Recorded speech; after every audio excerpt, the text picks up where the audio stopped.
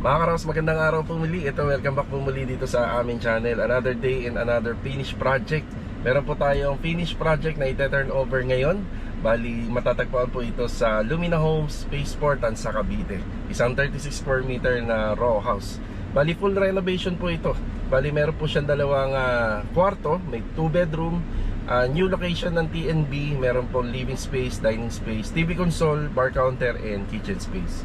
Mga Karos, hindi ko na po patatagalin pa. Bali, nagpapasalamat po ako kila client owner sa tiwala and family. Also sa bumubuo ng Lee and Aki Builders. Yan, maraming salamat. At yung mga iba pang naging part ng installation dito, kagaya ng aircon, kila Sir John De Leon. Meron din po tayo kila Sir Ricky Deloso. Bali, yun po yung Korean blinds. At saka yung glass and aluminum kila Master Batan. Also, isama na rin natin yung sa CCTV nila Sir Michael. Yan, maraming salamat. Bali mga Karos, maraming nagtatanong syempre kung magkano nga ba. So maraming salamat kay client kasi pumayag siya na i-reveal natin dito kung magkano po yung total renovation po. Bali yung price range ng full renovation mga Karohas ay inabot ng 600,000 labor and materials na. So ito, samahan niyo po muli kami ngayong araw na to para may pakita po natin yung ite-turn over natin ngayon. Let's go! Tara! Ayan mga Karos, magandang gabi. Ngayong araw po ng Huwebes, April 3. Ayan, dito tayo magbablog. So sa phase 4. So ito na nga po pala yung project natin. Dali, iba naman po yung setup ng vlogging natin. Medyo gabi na para may pakita naman po natin yung mga liwanag dito sa harapan ng bahay. So meron na nga lang pong e-bike dito. Nakalock po kasi yung e-bike, bali kay client na po to. Pero sa huling video po natin, ipapakita ko naman yung mga pictures ng kabuuan ng harapan ng bahay. So ito kasi na-deliver no nakarang araw hapon na. So wala pa po dito to. Hindi naman to natin pwedeng galawin kasi nakalock po siya. Hindi na po natin mauusog. Okay, umpisa na natin. Bali, ito nga po pala yung row house na ginawa natin. 36 square meter po siya kapag meron ng harapan at saka ng likod. Kapag turn over po sa inyo to, 22 square meter floor area. Bali, itong row house na to ay matatagpuan po rito sa Phase 4 Lumina Home sa Maytan sa Cavite. Ayan yung project natin. Ayan, sa harapan ng bahay, unang makikita nyo yung pinaka fence nya. Napakasimple lang, single gate lang po siya.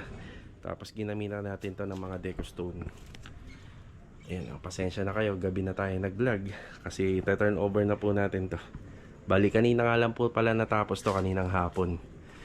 Yung sa renovation natin dito. Ang bubong na ginamit namin dyan, hindi kasi halata yan dahil nakakisame. Bali, yero na po siya. Long span roofing. Tapos ang kagandahan nito, medyo pricey kasi yung mga ginamit na materialis dito. Kaya sa vlog, binanggit po natin sa intro 595,000 kabuuan. Labor and materials na po yan. Okay, mag-umpisa tayo rito. Naka-spandrel ceiling po yan. Hindi lang masyadong halata sa camera. So spandrel ceiling, isa to sa pinakamahal na ceiling materials sa panahon ngayon. Isa yan. Pag sinabing spandrel, gawa po kasi sa metal yan, sa yero. Tapos syempre, meron na rin po siyang design and texture. Ginamit po namin spandrel dito yung may ventilation. So lahat po yan may part, may butas. Lapit natin yung camera ng konti.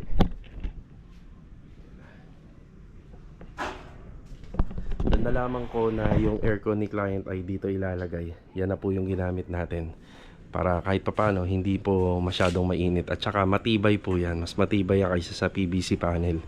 So si PVC panel kasi mas maganda lang po siya sa mga indoor. Pang outdoor po, mas maganda ito, spandrel ceiling. Tapos meron tayong gutter dito. Hindi nga lang din kita. Dito po, nandito yung inside gutter nitong harapan ng bahay, nitong bubong. So ang ginamit namin dyan, syempre stainless gutter po siya. Tapos nilagyan po namin ng hard deflect ceiling. Yung kulay black na lang. Para kung sakaling balang araw tumulo, at least hindi mabubulok. May yung kagandahan yan. Okay, sa harapan po ng bahay, meron siyang 3 poste. Tapos itong moldura, gawa na lang po ng mason natin. Pero sa moldura po, meron naman po mabibili na talagang nakahulma. Sa fence, ayan, fence grills natin, ito po ay 2x2 framing and 1x1 po yung kanyang bracing. Pati dito may moldura na rin po yan. Yan. Tapos ito, kung mapapansin nyo, medyo makintab po siya. Kaya hindi lang po dala ng liwanag. Makintab po yung ating deco. Pinahiram po namin yan ng solvent sealer. Ayan. Tapos meron na pong pahabol si client dito. Yung house number at saka itong mailbox. Yan, bali pahabol niya na lang po yan. So siya na po yung bumili niyan. Aside dun sa contract namin, yung mga appliances na makikita natin dito, hindi po part ng contract natin yan. Yeah, napakaganda. So ilaw natin, isa single lang. Nandito yung mailbox, yung house number. Tapos meron tayong floor drainage dito. Ayan o. Yung floor drainage natin, naka-tiles po yung ilalim yan. Kung ano yung ginamit namin sa harapan ng bahay. Tapos yung pinakakulay lang, original na inabutan natin sa Amy Row House. So Amy Row House nga pala yung model ng unit. Bali yung beige. Tapos kung bakit makintab, gawa ng may acrylic emulsion siya. Yan yung gate natin. No? Meron pang pa-handle na ganito, 'di ba? May lock. Tapos kasya yung kamay ng tao rito. 40x40 yung tiles na ginamit natin dito. Pag nakakita kayo sa gawa namin ng ganito, so stainless clean out valve para sakaling mapuno yung septic tank. So diyan ka na magpapasiphoning. Ang makikita pa natin dito, may faucet. Ayan, may faucet siya rito para sa washing machine niya. Tapos meron din service faucet dito. Then may floor drain. Naka-polycarbonate po lagi dito sa mga gawa namin sa phase 4, yung mga gilid. So dito allowed lang na meron kang 150 cm height. After nung CHB laying na 150 cm height, kailangan po cladding na lang po ang ilalagay mo dyan. So hindi pa po pinapayagan dito sa phase 4 Lumina Homes na iangat mo ng asintada yan hanggang sa taas. Pero kung tutusin, mas maganda yon, di ba? Mas matibay yon. Kumbaga, mas marami kang pwedeng magawa. For example, ito, hindi mo to pwedeng lagyan ng kung ano-ano dyan. Kasi gawa lang sa polycarbonate yan. Kaya pag gumagawa kami, laging mayroong switch dito. Ito ho kasi 3-way. So, pwede ka rin mag-switch on doon or mag-switch off doon sa loob para dito sa mga ilaw na to. So, ayan o. Ayan o. Diba? Yan, tricolor. Tricolor po. Itong ilaw na nilagay namin dito, dagdag disenyo lang po yan. So, ang switch button yan, nandito na sa loob. So, ang purpose lang din po nito, at least, bago ka pumasok ng bahay, maliwanag na. Yan. Lalo-lalo na kapag mahihirapan ka magsuksok ng susi dito sa susiyan, hindi ka na mahihirapan. Tapos pag gumagawa din po kami dito sa harapan ng bahay, laging may abang na outlet po dyan. Tapos dito meron din banda rito. Yan, meron din. Kasi syempre kailangan may saksakan ng washing machine. Makikita nyo lang dito, meron siyang condenser. So itong condenser na to kadalasan nilalagay dun sa taas. Pero since naka-spandrel ceiling tayo, kung may copper tube line dito pataas, so hindi na siya magiging maganda tingnan kasi literal na bubutasan po to. Kaya nandito na po yan. So maraming advantage at disadvantage na nandito po yung condenser nyo. So yung advantage na lang tayo, syempre madali i-maintenance, di ba? So hindi po siya lagi may initan, hindi rin po lagi mauulanan. Pero yung mga ganitong outdoor unit, naka-design naman po siya sa taas. Tsaka kagandahan lang din nun, hindi na laging aapakan na manggagawa yung bubong mo. So may tendency pa kasi yung bubong, baka mayupi siya kahit makakapal po yung nilagay natin. So speaking nga po pala sa mga bubong na nilagay natin, yan po ay 0.5, pati yung mga flashing. Kaya panalong panalo, di ba? Ayan, pintarado lang po ng brown dito. Yan, naka-acrylic emulsion. 40x40 tiles, ayun yung design na ginamit natin. Tapos naka full screen. Ganda o, may handle pa. Syempre may lock. Tapos syempre may susian. Ayan o. Sa door closer nya, ayan, may stopper. CCTV camera. So pasok tayo sa loob. So bagong lock set na po to. Bali bagong doorknob, lever type. Tapos may bago pong single deadbolt. Kasi ito pinturado lang po to. Siya nga po pala dito sa Lumina, hindi po pwedeng palitan yung mga main door. Lalo-lalo na dito sa phase 4. Okay, dito sa loob. Yan. Ganda. lakas maka-aesthetic. So may dala na nga po palang gamit sila client dito. Hindi part ng contract yung ating dining table kasama yung mga upuan. Tapos may sofa bed din. Siguro prepared nila talaga rito sofa bed. Pero kasi ako may minimum na sukat lang po sana rito kasi medyo maliit na nga po yung space. Kasi kung magso-sofa bed ka rito, once na ginawa mong setup ng bed yan, baka hindi na ito mabuksan. So depende na lang po kila client naman yan. So sila naman po yung may-ari ng bahay. Okay, bali naka-double ceiling tayo dito sa living space at dun po sa pinaka-dining space. So meron po tayong cove ceiling. Kapag ka-cove ceiling, syempre may tatlong component yan. Kaya medyo magastos din po yung magpagawa nito. Una, may pin light. Pangalawa, may strip light. At saka may center light. So imagine na lang po natin kapag may mga ganyan, mas magastos po sa electrical. Syempre maraming wiring yan. Tapos banda rito, meron na rin po tayong TV console. Ganda ng TV console, no? May TV na. So Google TV or Smart TV. So sa header niya, naglagay tayo ng dalawang small pin light para elegante tingnan. Tapos makikita nyo rito, maarte lang po kami sa mga kable. Ayaw namin na kapag nagpapakabit ng internet, dito pinadadaan sa mga pader kitang-kita. So sa amin, makikita nyo, lumusot na po yan doon sa bubong. May nakabang na po tayong PVC pipe doon na hindi po papasukin ng tubig ulan. At saka hihilain na lang po ng magkakabit ng internet. Kaya malinis po yung kanyang internet connection. Yan, di ba? Tapos meron po tayong dalawang cabinet dito. Yan na. Bila. Yan. Sa tiles na ginamit namin, off-white lang na glossy, na double coated, na meron po siyang shade ng haspo. So kulay gray lang po yung pinaka-shade niya. Tapos nagpalagay po si client dito ng Korean blinds.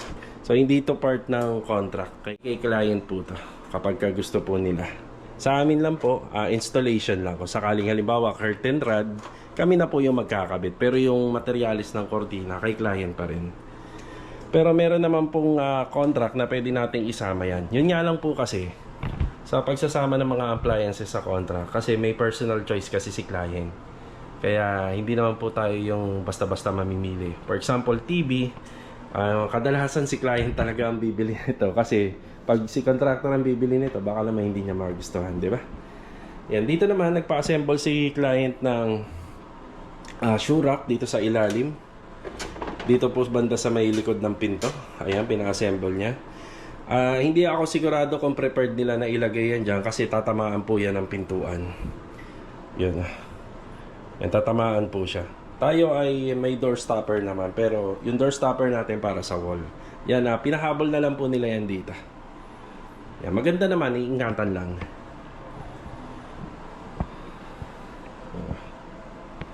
Tapos dito po sa may dining area, 4-seater na lang to. Medyo maliit na lang. Actually, hindi yan yung tamang sukat nito. So, ginigit na po namin yung ilaw.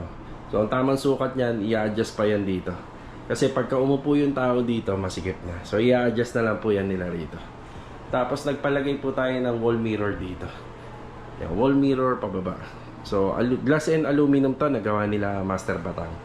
So, sa dining area natin, naka-cove ceiling din. May pin light, may pendant light. So, yung pendant light nito, napundi lang. Ayan, napundi. Yan, papalitan lang po natin. Kasi yung mga ganitong klaseng pendant light po kasi, filament bulb. Yan, mabilis po masira yan. Yan, papalitan na lang po natin ng LED. Yan, may bar counter din tayo. Yung bar counter natin, gawa lang po sa 60x60 na tiles. So, gawa po sa plywood to pababa. Tapos may open shelves tayo rito.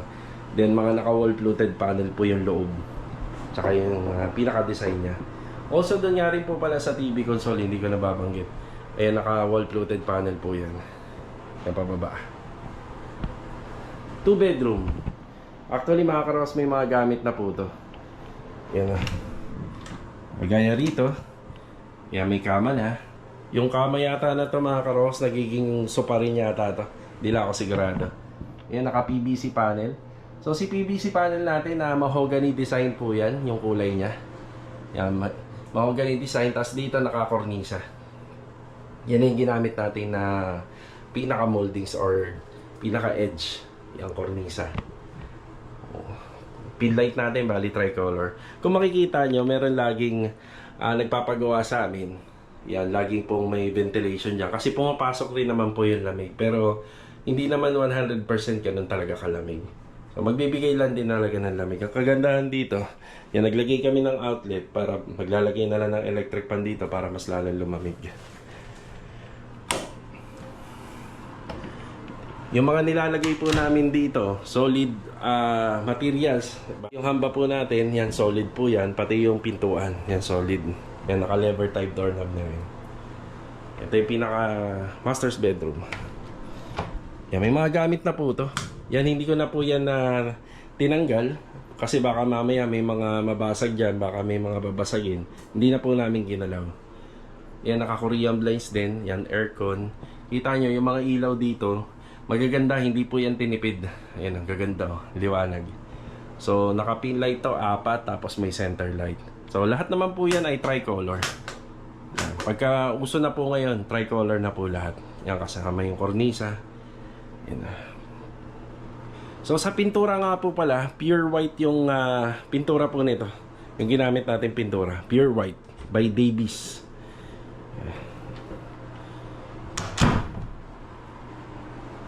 Dito naman tayo sa dining area. Siya nga pala, hindi ko nabanggit. Ayan, ang ganda. So, ang ginawa po natin dyan, naglagay tayo ng track light dyan. So, dati, kung mapapansin nyo, kapag merong mga ganitong cove ceiling, mas maganda, diretso yung pin light. Pero, tinapos ko na dito yung pin light, tapos track light na lang po yung nilagay natin. So, itong si track bar, medyo mahaba siya. Just in case gusto ni client na iusog yan dyan, pwede naman. Pero mas bagay po siya dito sa area na to. Ha? Okay, ACP powder coated white na aluminum cabinet po, pero parang modular yung dating niya.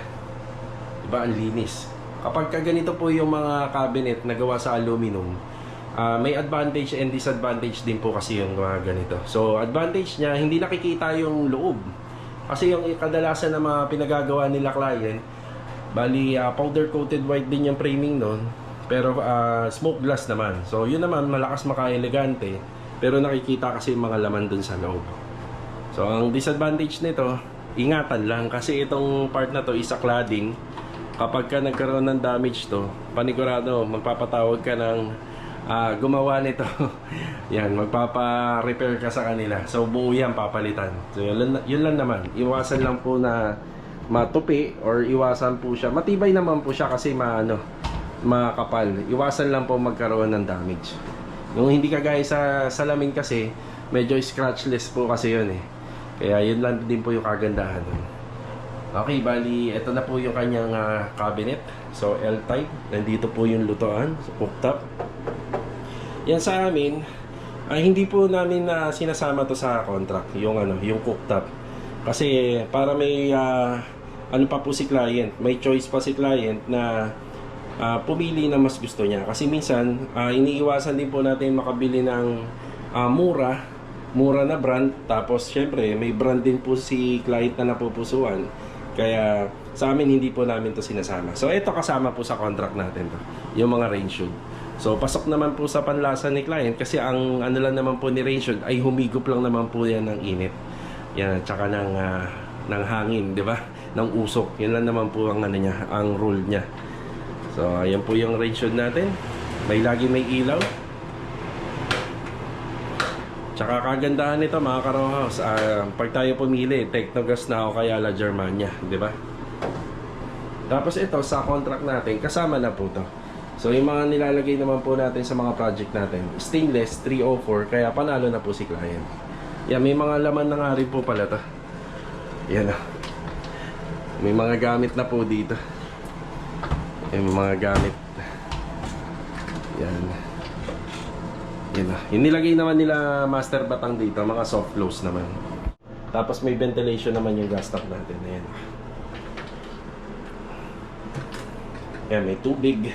Yan, may open pa po tayo na lagayan dito sa likod po ng bar counter. Tapos dito may pull out. Ayan. May pull out. Tapos dito banda, may pa-condiments pa tayo dyan. Kasi ito, pintuan na lang po to. So para pagka maglalagay pa ng konting gamit doon, meron pa. Tapos ito, storage. Pwede pang storage. Nandito yung maintenance ng ating kitchen sink. Yung refrigerator nila, ayan, bago din po yan.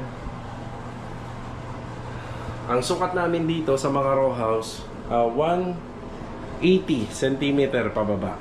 Ayan, 180 cm pababa po yan. Tapos dito naman, ito na yung pinaka toilet and bathroom. Dati nandito yan eh.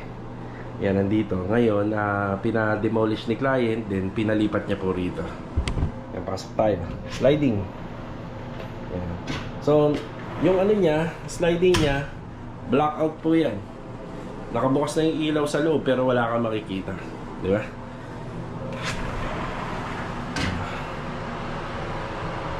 Yan, naka-PVC panel din. Exhaust fan, hindi mawawala yan. Kasi sa exhaust fan mga ka-row house, kita nyo naman, kulob na to. Wala naman po tayong bintana dyan kasi yung mga ano po rito, unit. So magkabilaan po yung mga pader niyan. So wala nang bintana. So ito na yung pinakamagandang paraan para kahit paano nakakasingaw. May water heater, naka-niche. Yan, naka-niche. So, yan, shower heater tayo. Stainless 304. Yan yung mga materials natin. Yan, may towel rack. Kasama po lahat sa contract to, yung mga nakikita niya rito. Tapos may LED wall mirror. Yan eh. Tapos may basin lavatory tayo. Square type na lang po to. Yan eh. Tapos kasama sa contract tong cabinet. Yan, aluminum na kasi lagi pong nababasa tong area na to. Tapos naka-tiles po yan. Pagdating naman dito, yan, bago po yung water closet natin. Ang brand niyan, Soho. Tapos meron din tayong bidet. Yung bidet natin. Diba? At saka yung floor drain natin, malaki.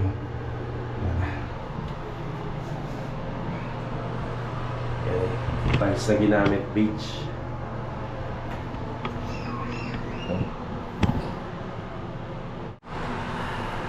Ayan, okay na tayo rito mga ka-row house.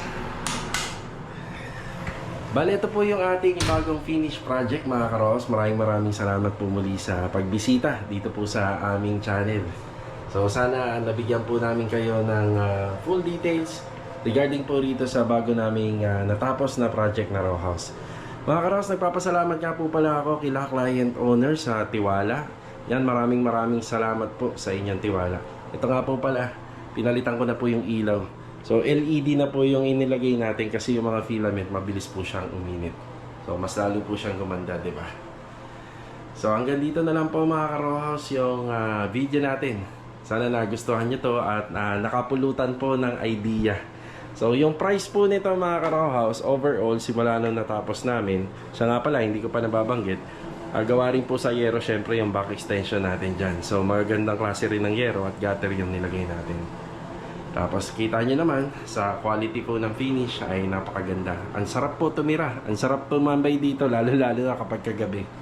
Bali 595,000 labor and materials na po ito. Alright. You know, naipasama pa nga yung aircon, pati yung cooktop dun sa project natin na to. So hindi na masama, hindi ka natalo, di ba?